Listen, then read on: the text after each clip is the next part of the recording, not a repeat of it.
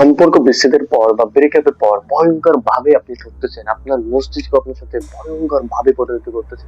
আজকের ভিডিওটা আপনার জন্য দারুণ দারুণ ইম্পর্টেন্ট হয়ে যাচ্ছে। যদি আপনি কোনো সম্পর্ক, সেটা রিলেশনশিপের মেয়ে বা ছেলে কানেক্টেড হন, বা বিবাহিত অবস্থায় হন, বা কোনো বিজনেস পার্টনারের কাছ থেকে হন, বা কোনো প্রিয় মানুষের কাছ থেকে, আপনি যদি সম্পর্কের কাছ থেকে প্রতারিত হন বা ভয়ঙ্করভাবে ঠকে যান, এবং এই ঠকে যাওয়াটা যদি বারবার বারবার বারবার কষ্ট দেয়, তাহলে ভেবে নেন ওই মানুষটা আপনাকে কষ্ট দিচ্ছে। আপনার ব্রেনটি আপনাকে রিইনফোর্স ভাবে কষ্ট দেওয়ার তালেই আছে, এবং এটা আপনি অনুভব করতে পর বা সম্পর্ক বিচ্ছেদের পর যদি ধরে নাও যে আমি ওকে ছাড়া বাঁচবো না, ওকে ছাড়া আমি থাকতে পারবো না, তাহলে শুনে রাখো, এটা তোমার না, তোমার ব্রেনের স্ক্যাম।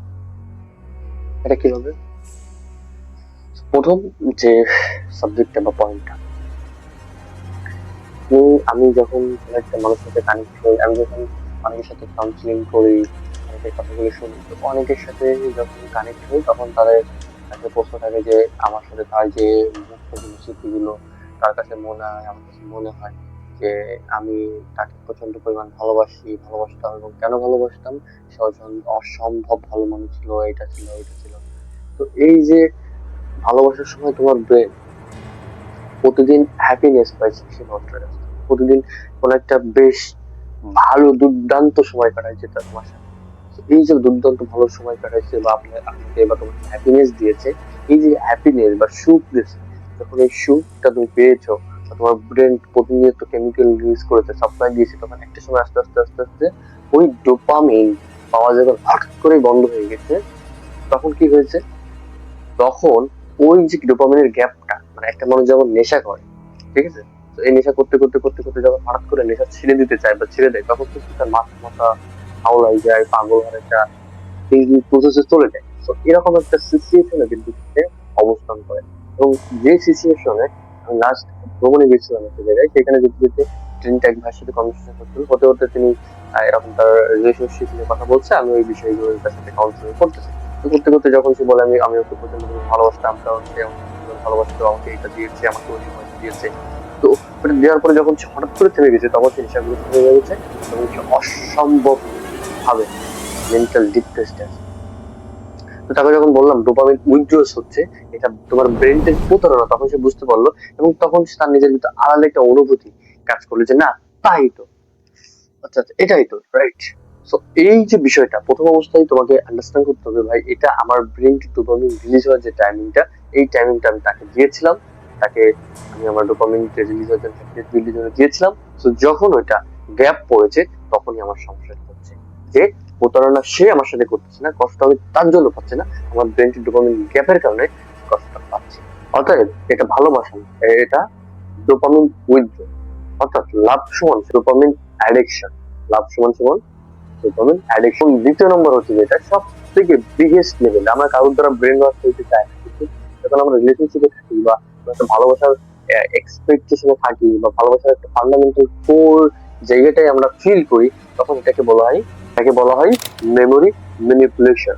অর্থাৎ যখন সে তোমার সাথে থাকতো, তোমার সাথে কথা বলতো, তোমার সাথে চলাফেরা করতো, ম্যানিপুলেশন এটাকে ভয়ঙ্কর ভাবে তোমার জীবনে প্রভাবিত করতেছে, এবং তুমি ভয়ঙ্কর ভাবে ক্ষতিগ্রস্ত হচ্ছ।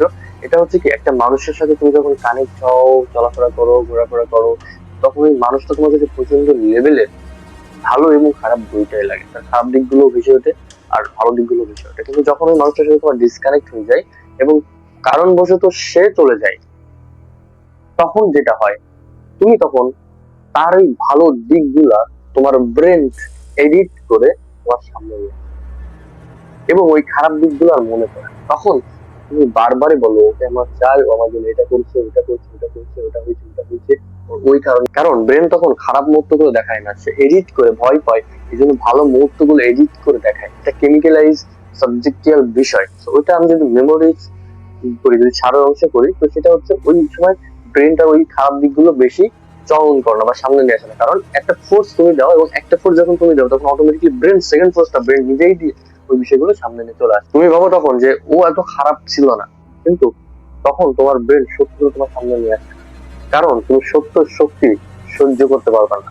এই জন্য ব্রেন তোমাকে এডিট করে তোমার ওই ভালো দিকগুলো ওই ব্যক্তির বা ওই ব্যক্তিত্বের তোমার সামনে উপস্থাপন। 3 নম্বর যে ভয়ঙ্কর ভাবে তুমি ভুগছো বা কষ্ট পাচ্ছ যে কারণে attachment alarm loop. 3, attachment alarm system.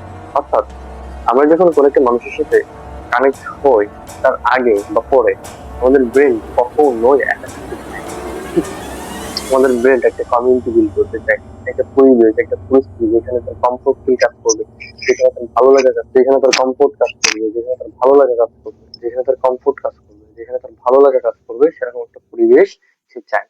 এই পরিবেশে কোনো স্পেসিফিক অন সিঙ্গেল পার্সন যখন তার হার্ট টাচ করে তখন তার মনের কাছে অনেক বৃহৎ আকারে সে ক্যাচ করে। মানুষ ব্রেনে একা থাকতে চায় না, তাই সে অ্যাটাচমেন্ট লুপ তৈরি করে। একে বলে ওই লুপটা ভাঙে না, ওই লুপের অ্যালার্মটা বারবার বাজতে থাকে এবং অ্যালার্ম যখন বাজে যখন কেউ রেসপন্ড করে না তখন আবার অ্যালার্ম বাজতে থাকে।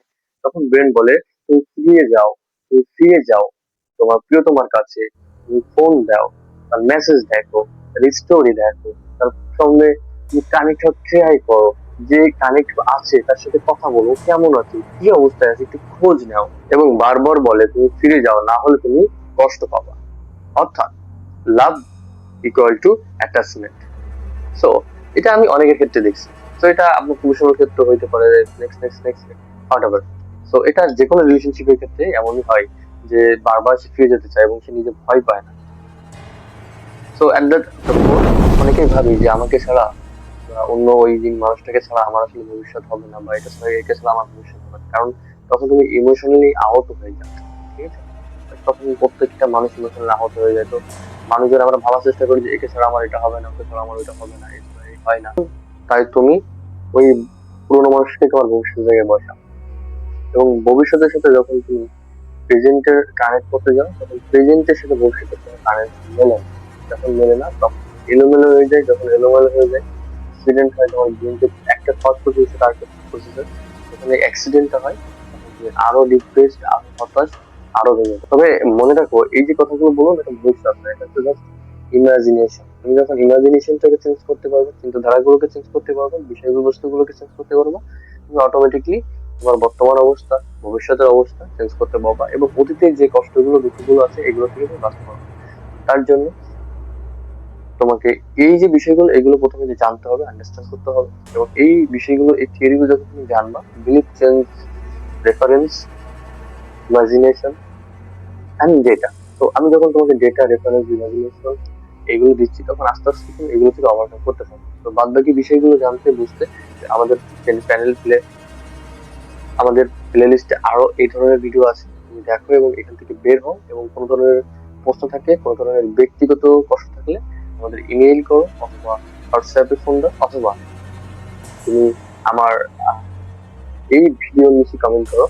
তো আমি অবশ্যই এটা দেখবো, দেখে সেই ধরনের ভিডিও বা সেই ধরনের হেল্প করার চেষ্টা করবো। এবং যারা এই ভিডিও দেখবেন দেখে কমেন্ট করবেন যে আমি কাউন্সিলিং করতে চাই, আমি আমার মেন্টাল এই কষ্ট থেকে বাঁচতে চাই, সম্পূর্ণ ফ্রিতে সেশন নেব।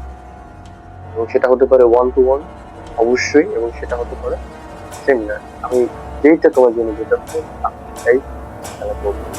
আমি চাই তোমরা জেগে উঠে আগামী বাংলাদেশ থেকে তোমরা এই যে প্রেম রিলেটেড যে কষ্টের দুঃখ হতাশার মধ্যে আছে এইভাবে জীবন শেষ করতেছে, এটার মাধ্যমে যাতে আমাদের সমাজের প্রত্যেকটা যুব উন্নয়নের জন্য প্রতিটা স্তরে নারী এবং পুরুষ যাতে কাজ করে ভূমিকা রাখে। এবং এটার জন্য তোমারও দায়িত্ব আছে। ভিডিওটা আমি জাস্ট বললাম, তুমি শুধু শুনলে বা তোমার জাস্ট বুঝলে এমনটা না, তুমি শেয়ার করো তোমার প্রিয় মানুষদের কাছ থেকে, তোমার ফেসবুক ওয়ালে বা তোমার যে যে সোশ্যাল মিডিয়া গুলোতে আছে, যেটার মাধ্যমে তোমরা মানে আমরা সবাই এই দেশ বিনির্মাণে ভূমিকা রাখতে পারি এবং অবশ্যই মেন্টাল একটা স্ট্রং পজিশনিং ক্যারি করে। তো আজকে আজ যদি কষ্ট পাও তো ভেবে নাও তুমি দুর্বল না, এটা তোমার ব্রেনের হিলিং, মানে তোমার ব্রেন হিলিং এর আগে ধারণা করতে সেই সত্যটা জানাটাই রিকভারির প্রথম ধাপ। ভিডিওটা সেভ করো, ভিডিওটা কেমন লাগলে কমেন্ট করো এবং কি ধরনের ভিডিও চাচ্ছে তা অবশ্যই জানাও। ভালো থাকো। আসসালামু আলাইকুম।